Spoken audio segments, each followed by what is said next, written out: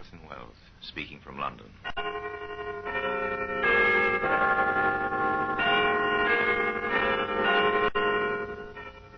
The Black Museum, a repository of death. Here in the grim stone structure on the Thames which houses Scotland Yard is a warehouse of homicide, where everyday objects, a crumpled newspaper, a tin can of lighter fluid, a small radio, all are touched by murder.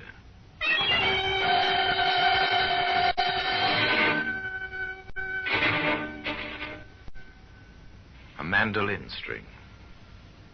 Familiar object. I'm told, Inspector, that mandolins are mighty popular with young folk these days. Popular? Yes, they are. If I'm rather happy to say their popularity is confined to music, not to murder.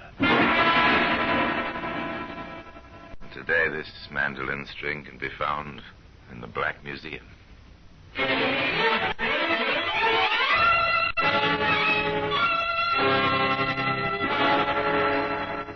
From the annals of the Criminal Investigation Department of the London Police, we bring you the dramatic stories of the crimes recorded by the objects in Scotland Yard's Gallery of Death, the Black Museum. In just a moment, you will hear The Black Museum, starring Orson Welles.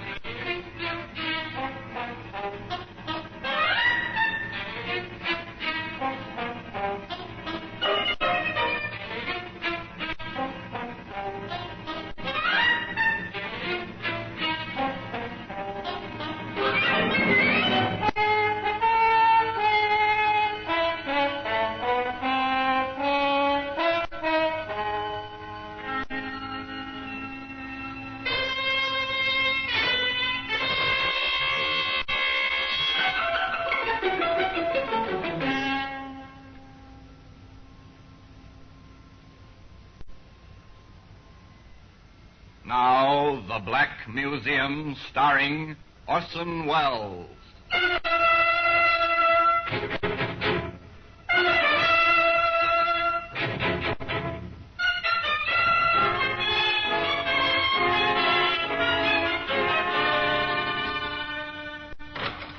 Well, here we are in the Black Museum, Scotland Yard's Museum of Murder. Here lies death, arranged neatly on the shelves and tables open to your view. Now, here's a spoon. It's a simple household spoon. Our murderer was meticulous. With this, he measured out a careful dose of poison.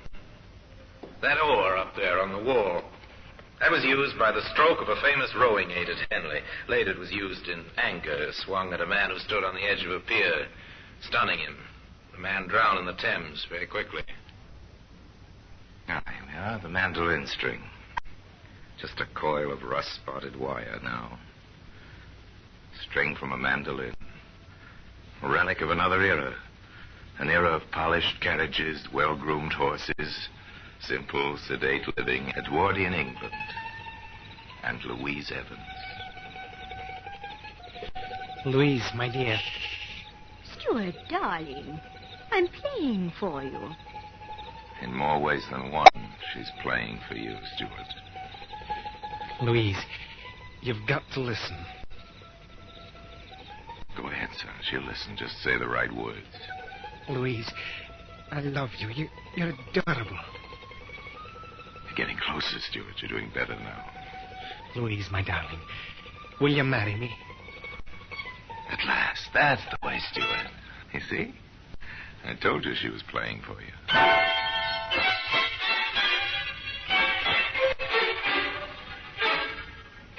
The church organ, not Louise's mandolin, played them up the aisle that June. They were quite happy, quite domestic, particularly on the quiet winter evenings. You're looking very well tonight, Louise. Thank you, dear. Anything of interest in the newspaper, Stuart? No, nothing you'd want to know about.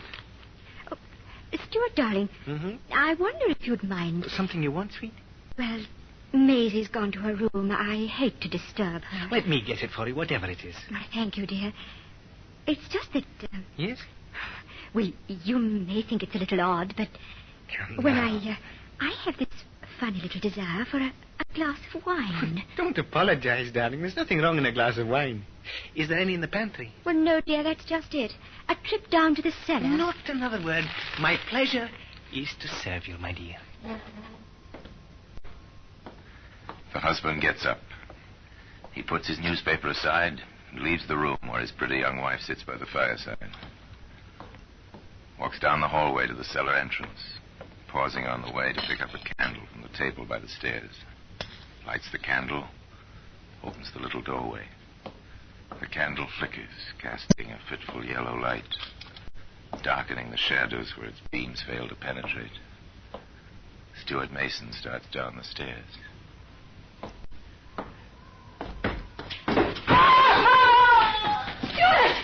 Stuart! Oh! Stuart, answer me. Oh, Maisie! Maisie, help me! Help! Oh, what is it, madam? What is it? Oh, quickly, run for Dr. Lipton. Mr. Mason's fallen down the cellar stairs. He's hurt. I'm afraid he's badly hurt.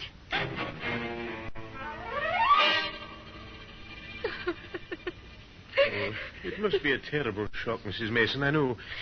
If you take a sleeping powder. Oh, no, Doctor. No, it was my fault. My silly wish for a glass of wine. If I hadn't asked him...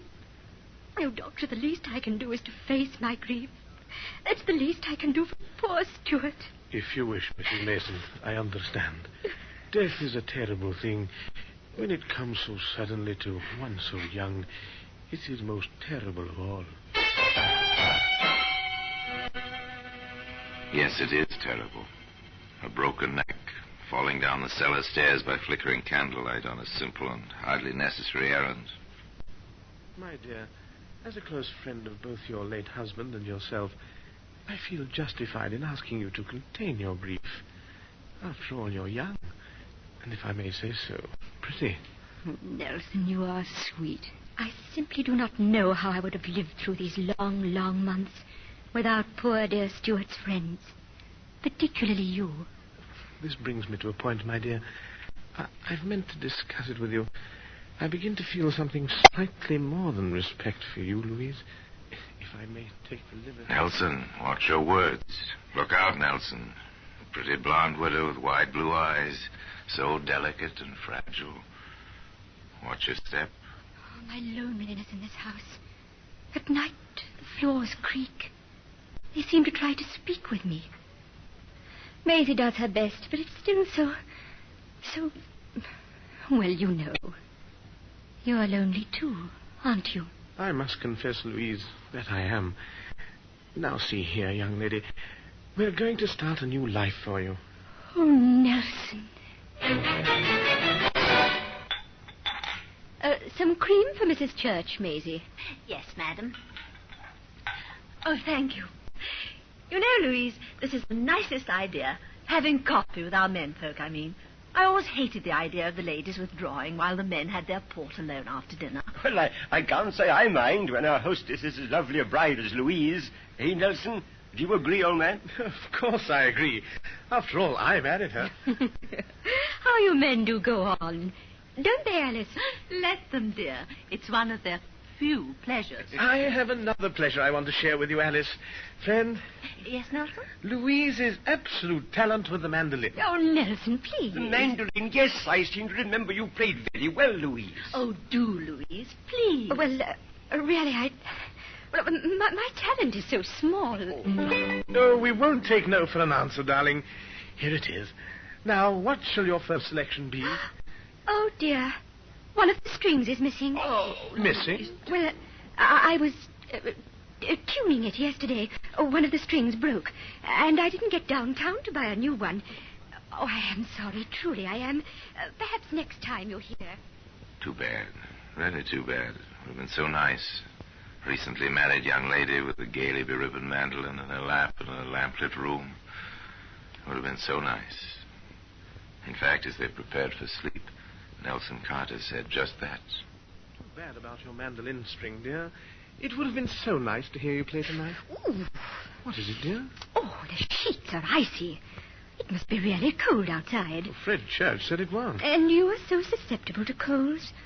Darling, we've got to have a hot water bottle. Well, ring for Maisie, why don't you? Well, she was exhausted, poor dear. She worked so hard cooking and serving dinner.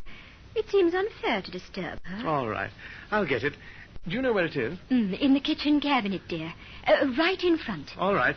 I'd better take a candle. And use the back stairs, darling. It's shorter that way. Once again, a young man lights his way through a dark house toward a steep stairway by the flickering flame of a candle.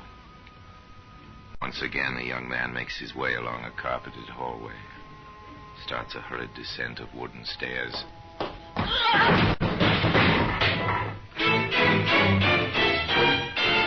Nelson! Nelson! What happened?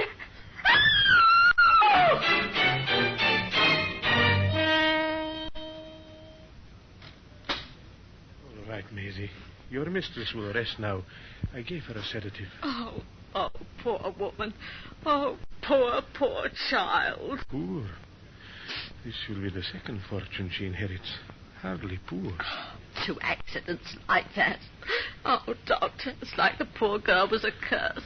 Aye, it is. Well, things like this happen. As you say, 2 accidents and so much alike. I should probably recommend that your mistress builds herself a new house with no cellar and all on one floor. Whatever for, sir? No stairs, my girl. No stairs for anyone to fall down and break his neck. Well, I'm on my way. No visitors allowed. No until visitors. tomorrow, Maisie. No stairs in a new house. Well, perhaps. Certainly for another year at least the mandolin will be silent. I think that may be counted upon. That and the widow's weeds and the tearful glances from wide blue eyes. Of course, there was one item that no one counted on. You sent for me, Inspector? I did, Peck. What do you think of this? Anonymous, sir. Yes. Read it, will you? Inspector Higley, don't file this letter in the waste paper basket. I am not writing it without due thought and consideration. I cannot let you have my name as yet. But think of this. 2 young men of wealth and standing in the community have died via falls downstairs with broken necks as the consequences. Don't you think at least a perfunctory investigation is called for? Don't you think so? And it's signed An Anxious Friend. Yes. Well, Sergeant? Well, someone with an education wrote it. Someone who hints he or she will come forward if we find anything. I cannot let you have my name yet. Yes, I noticed that, sir. Now, Sergeant, wear your best suit tomorrow. You and I are going calling on a young widow in Oxford Street. I understand she plays the mandolin. Rather well, in fact. Rather well. Yes, she played rather well. And a string of that mandolin on which she played can be seen today in the Black Museum. In just a moment, we will continue with The Black Museum, starring Orson Welles.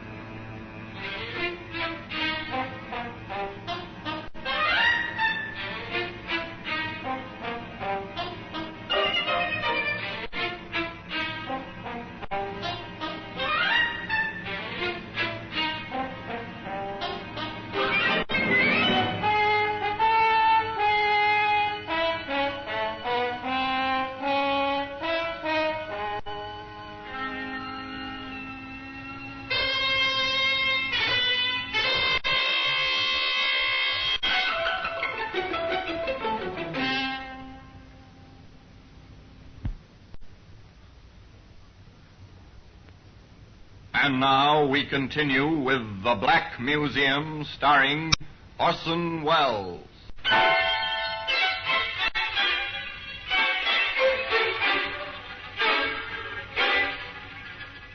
Two young men dead with broken necks. Both cases certified. Accidental death. And then an anonymous letter. Inspector Higley and Sergeant Peck paid their call. In fact, they paid two calls. The first on Dr. Lipton. I'm rather glad you dropped in, Inspector. I know there's been whispering. Two unfortunate accidents like this, it would lead to rumors. Rumors? I see. Such as... The usual thing that Stuart Evans and Nelson Carter may have been helped to fall down the stairs. You mean pushed? Something of the sort. And your opinion, Doctor? My opinion is certified on the death certificate, sir. Accidental deaths, both of them. I see. Well, thank you, Doctor. I'm glad you're so certain. Yes, the good doctor appears quite certain. Nonetheless, Inspector Higley and Sergeant Peck made their second visit.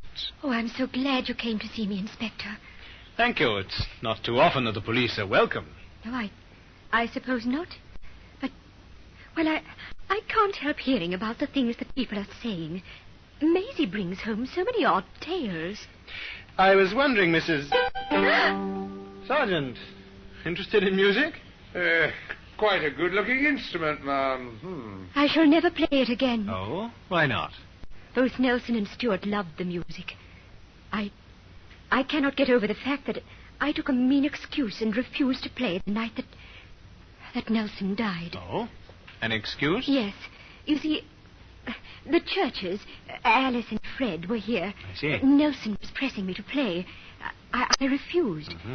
I used a missing string as an excuse when I had a stock of strings on hand and could have replaced the missing one.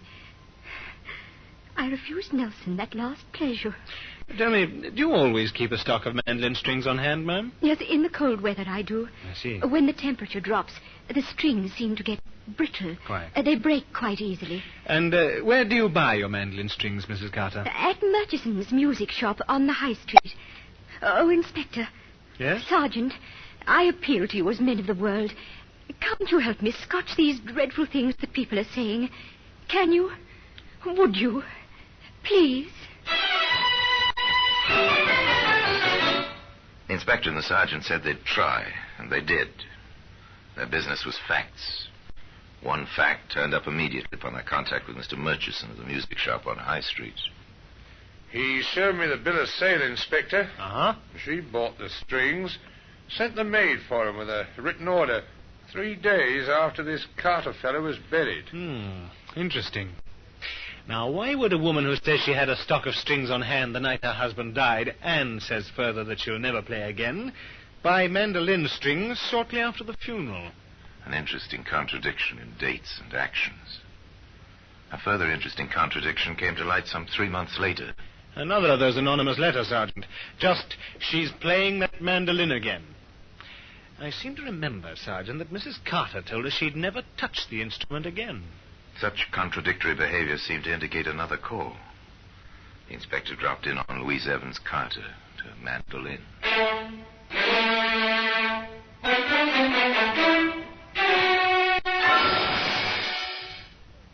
Inspector Higley. How nice. All right, Maisie. Yes, madam.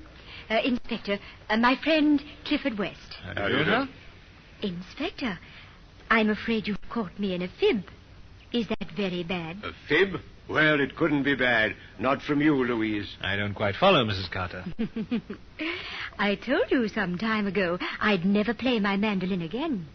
And you've heard me playing. Yes, so you did. And so I have. But there must be a good reason, I assume. Oh, but there is. You tell him, Clifford, dear. As it happens, sir, we are both very, very happy, and music seemed extremely apropos. You see, sir, Mrs. Carter, Louise, has just done me the honor to consent to be my wife.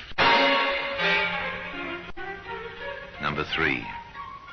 The inspector sensed the tension in Midhaven. He waited. All of Midhaven seemed to be waiting with him. The first action came from an unexpected quarter. Inspector Higley, I demand you trace this letter for me at once. May I see your letter, sir? Here. I see. Mr. West, 2 men have died with broken necks. Are you the third? Are you entering the den of the tigress? Tracing a letter like this is not the easiest. There was no question in the inspector's mind that the author of Clifford West's letter was the same party who'd written the 2 notes addressed to the inspector himself. A brief comparison of the handwriting removed what little doubt the inspector had. And Sergeant Peck dropped in on the small Mid-Haven post office. This your postmark? That's right, sir. Of course it is. Ever see this envelope before? Well, maybe not. Seen hundreds like it. You can buy that cheap kind in any stationery shop in Mid-Haven. Blank, Inspector. Nothing. I expected as much. Do you think that West fellow will be scared of, sir? I doubt it. Sergeant, take this copy over to the Mid-Haven Gazette, will you? I want it run in every edition for a week. Think you'll get an answer, sir? Well, remember the first letter. I cannot let you have my name as yet. Uh-huh. Perhaps the party concerned will feel now is the time to reveal himself, or herself, as the case may be. That promise of absolute privacy may do the trick. I saw your advertisement, Inspector. I came. I hope you can protect me if I'm wrong. I hope I'm wrong. I sincerely do hope so. Your confidence will be respected, Mrs. Church. Thank you, sir. I trust you don't feel there's any jealousy involved of any kind. My job is facts, ma'am. Do you have any? I don't know. You see, Stuart and Nelson both were young men of whom my husband and I were very fond. Uh-huh. And I remember so distinctly how disturbed Louise seemed when we asked her to play that night. She seemed upset over our discovery of the missing string on that mandolin. I guess that's all, Inspector. It's not very much, is it? No, it's not. But it seems so peculiar. And the mandolin, always that mandolin. Inspector, how could a mandolin be used to kill anyone? I don't know yet, even if anyone was killed. But I'd like to find out. Mrs. Church, have you any idea of Mrs. Carter's social engagements? I mean, when, for instance, is she probably out of her house for a length of time?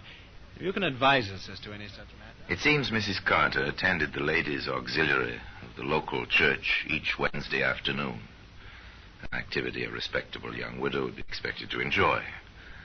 And it was Wednesday afternoon when the inspector and the sergeant called. The mistress isn't in, sir. I doubt if she'll be too long. May we wait? If you wish to, sir. The inspector went into the sitting room. Sergeant drifted toward the kitchen.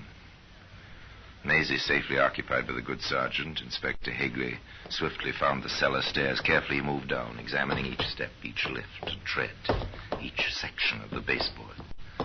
Halfway down. Well, interesting to say the least. Upstairs now to the back stairway. Again the careful examination. Again about halfway down. They'll do it every time. Every single time. Then quietly into the kitchen. Sergeant? Yes, sir? I don't think we'll wait any longer. I'm sorry, sir. The mistress went along to the vestry, and she ought to be Oh, here. that's all right. Just tell her we called, will you? Come along, Sergeant. We'll drop back another time. And the 2 policemen left the house to return to the inspector's office. It's something, Sergeant. Not much, but something. It convinces me, sir. And me. But how about a jury? I don't know, sir. Of course, if we had a bit more, the nails themselves, sir. Yes. Then there's the business of buying that stock of mandolin strings. Sergeant, we'll drop in on Mrs. Carter this evening. Do you by any chance play the mandolin?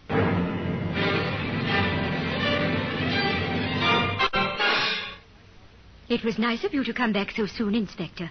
I do hope you've been able to help me with all that mean whispering I told you about. I wish we could, ma'am. I wish we could.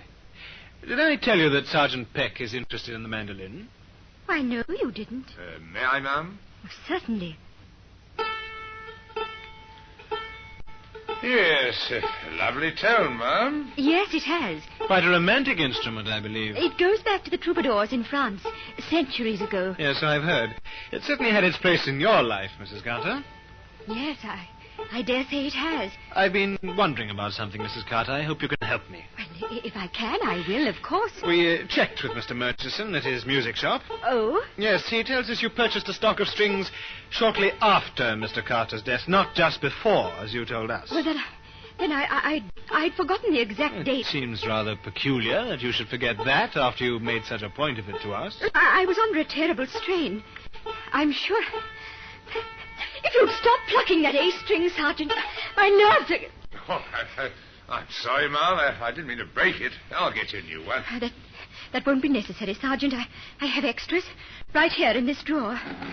That was the A string, wasn't it? I'm rather surprised, Mrs. Carter. A woman of your obvious means keeping nails, and bent ones at that, in a drawer of a desk in her sitting room. I forgot to throw them away. Yes, I dare say you did. May I have them, please? Now leave them alone. I dare say also that they'll fit exactly into certain holes in the baseboards of your cellar and back stairs, just above the steps where someone unsuspecting would trip over a tightly stretched mandolin string stretched between two nails, like these, Mrs. Carter. You're taken in charge, madam. The charge is willful murder of your two husbands. I must warn you that anything you may say may be taken down in... And so, once and for all, the mandolin string was silenced. It can be seen today in the Black Museum.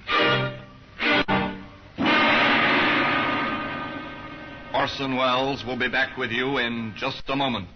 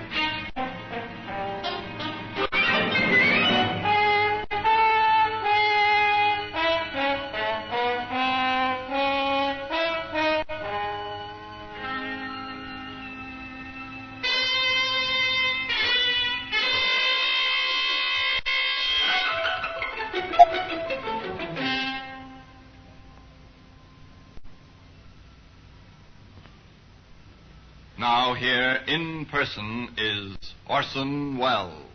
Louise Evans Mason Carter was tried for murder. The police stated facts and produced evidence. But Louise wept and lifted those blue eyes of hers to heaven, and the jury disagreed, and she was not convicted. Not in court. She was convicted by her neighbors and by her friends. They knew.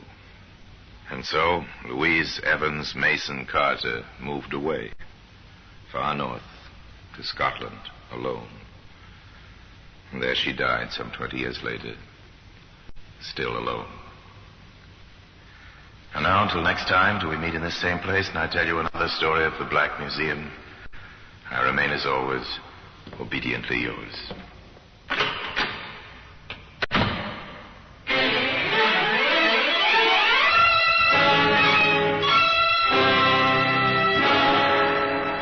The Black Museum, starring Orson Welles, is presented by arrangement with Metro-Goldwyn-Mayer Radio Attractions.